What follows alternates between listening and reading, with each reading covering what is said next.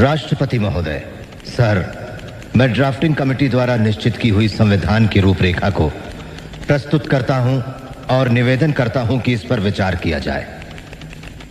राष्ट्रपति महोदय सर, मैं इस सदन में उपस्थित उन लोगों में से एक हूं जो जानते हैं कि इस संविधान का मसौदा तैयार करने में डॉक्टर अंबेडकर ने कितनी मेहनत और लगन खर्च की है। शायद सदन मुझे जो भी श्रेय दिया जा रहा है वो मेरे अकेले का नहीं है। इसका कुछ हिस्सा जाता है सर BN राव को, जो कि हमारी इस सभा के संवैधानिक सलाहकार हैं, जिन्होंने ड्राफ्टिंग कमेटी के विचार करने के लिए संविधान का कच्चा मसौदा तैयार किया। इस श्रेय का कुछ हिस्सा उस ड्राफ्टिंग कमेटी के सदस्यों को भी जाना चाहिए। आज संविधान दिवस है। 26 नवंबर 1949 को देश का संविधान एडॉप्ट किया गया था। जानेंगे कि संविधान में लिखी सरकार की जिम्मेदारियां क्या है और पिछले 75 सालों में इसमें कितनी प्रोग्रेस हुई है। सवाल नंबर 1, राज्य के नीति निर्देशक सिद्धांत क्या है? इन्हें सरकार की जिम्मेदारी क्यों कहा जाता है? राज्य नीति के निर्देशक सिद्धांत के नाम में ही इसका मतलब छुपा है। ये सरकार को दिशा दिखाने वाली ऐसी बातें हैं जिन्हें पॉलिसी बनाते वक्त ध्यान रखना चाहिए। संविधान के भाग 4 में आर्टिकल 36 से 51 तक डायरेक्टिव प्रिंसिपल के प्रावधान हैं।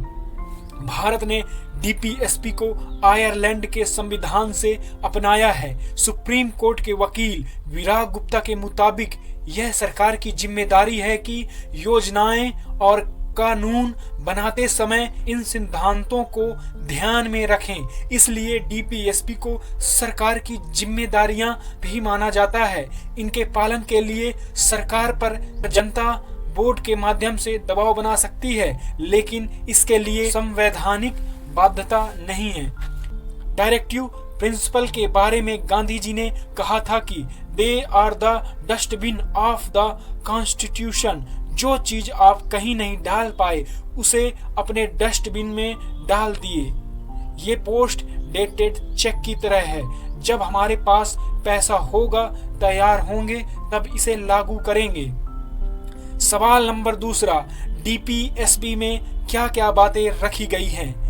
वैचारिक स्रोत और उद्देश्यों के आधार पर डायरेक्टिव प्रिंसिपल यानी सरकार की जिम्मेदारियों को 3 भागों में बांटा जा सकता है। हम कुछ प्रमुख बातें पेश कर रहे हैं। समाजवादी सिद्धांतों पर आधारित प्रावधान। अनुच्छेद 38 राज्य आर्थिक और राजनीतिक न्याय सुनिश्चित करेगा और संविधान को कमाई के बराबर मौके देने का प्रयास करेगा। अनुच्छेद 39 सभी नागरिकों को आजीविका के पर्याप्त साधन का अधिकार। कुछ लोगों के हाथ में ही सारी दौलत न हो। पुरुषों और महिलाओं को समान काम के लिए समान वेतन मिले। बाल मजदूरी न हो। राज्य ऐसा करने का प्रयास करेगा। अनुच्छेद नंबर 41 पढ़ाई, काम, बेरोजगारी, बुढ़ापा, बीमारी और विकलांगता के मामले में सार्वजनिक सहायता के अधिकार के सुनिश्चित होगी। अनुच्छेद 42 काम के लिए उचित मानवीय स्थितियों और मैटरनिटी लीव के लिए प्रावधान का प्रयास है। अनुच्छेद 43 राज्य सभी श्रमिकों को एक जीवन निर्वाह योग्य मजदूरी और उचित जीवन स्तर सुरक्षित करने का प्रयास करेगा। अनुच्छेद 47 सार्वजनिक स्वास्थ्य में सुधार के लिए पोषण के स्तर और लोगों के जीवन स्तर को ऊपर उठाना। नंबर पॉइंट 2 गांधीवादी सिद्धांतों पर आधारित प्रावधान। अनुच्छेद 40 राज्य ग्राम पंचायतों को स्वशासन की इकाइयों के रूप में संगठित करने के लिए कदम उठाएगा। अनुच्छेद 43 राज्य ग्रामीण क्षेत्रों में व्यक्तिगत या सहकारी आधार पर कुटीर उद्योगों को बढ़ावा देने का प्रयास करेगा। अनुच्छेद 46 जनता के कमजोर वर्गों विशेष रूप से अनुसूचित जाति, अनुसूचित जनजाति के शैक्षिक और आर्थिक हितों को बढ़ावा देगा। अनुच्छेद 47 राज्य सार्वजनिक स्वास्थ्य में सुधार के लिए कदम उठाएगा और इस दौरान स्वास्थ्य के लिए हानिकारक नशीले पेय और दवाओं के सेवन पर रोक लगाएगा। अनुच्छेद 48 गायों, बछड़ों और अन्य दुधारी पशुओं के वध पर रोक लगाने और उनकी नस्लों में सुधार करने के लिए प्रयास करेगा। तीसरा, उदार वैदिक सिद्धांतों पर आधारित प्रावधान। अनुच्छेद 44 राज्य भारत के क्षेत्र के माध्यम से नागरिकों के लिए एक यूनिफॉर्म सिविल कोड लागू करने का प्रयास करेगा।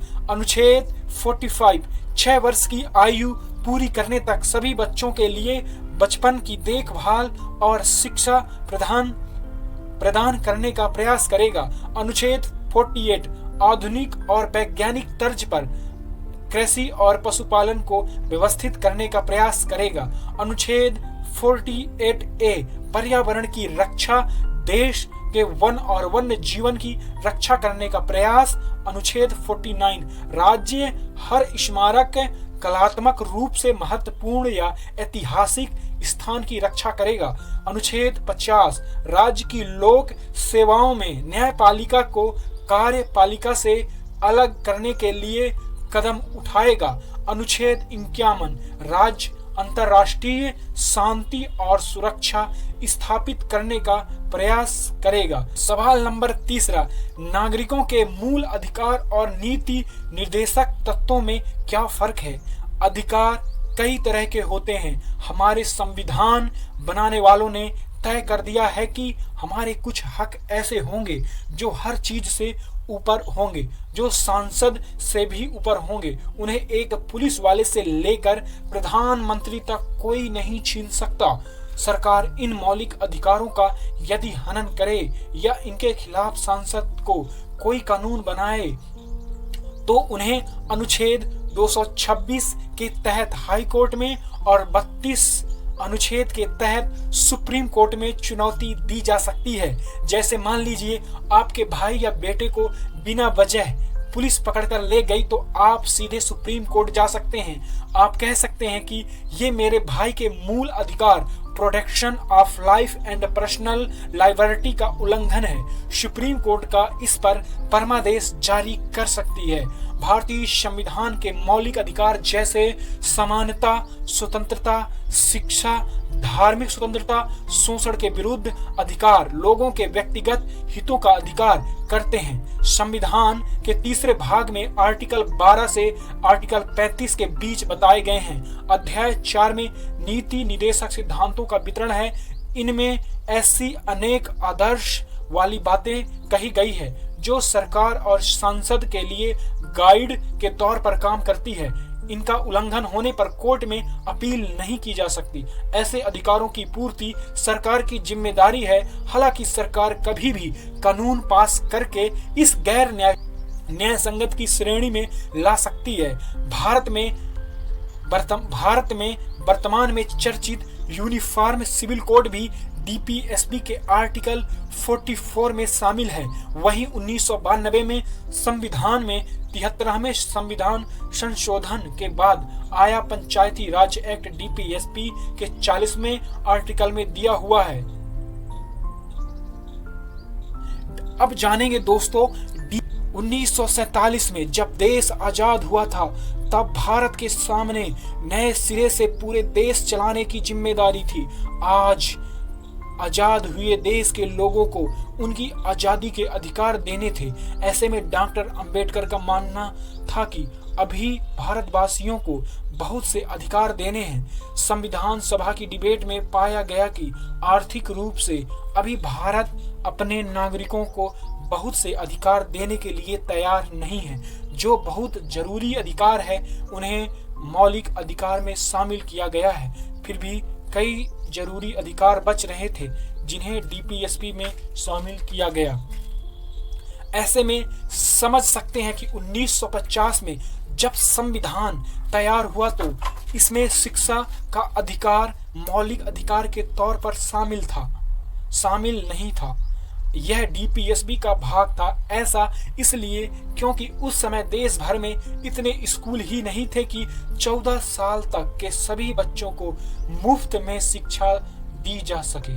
देश के पास इतना पैसा भी नहीं था कि आजादी के तुरंत बाद ही इतने स्कूलों का निर्माण हो जाए और ये कानून लागू कर दिया जाए। इसलिए 1950 में शिक्षा के अधिकार को डीपीएसपी में शामिल किया गया था। साथ ही यह निर्णय लिया गया कि डीपीएसपी में जो भी आर्टिकल है उन्हें उचित व्यवस्था होने पर मौलिक अधिकार या कानून के रूप में लागू किया जाएगा। यानी जब देश आर्थिक रूप से और देशवासी सामाजिक रूप से इन अधिकारों के लिए तैयार होंगे, तब उस समय की सरकार इसे लागू कर देगी। जो हुआ भी 2009 में शिक्षा के अधिकार को एक मौलिक अधिकार बना दिया गया, जो आर्टिकल 20A में आता है।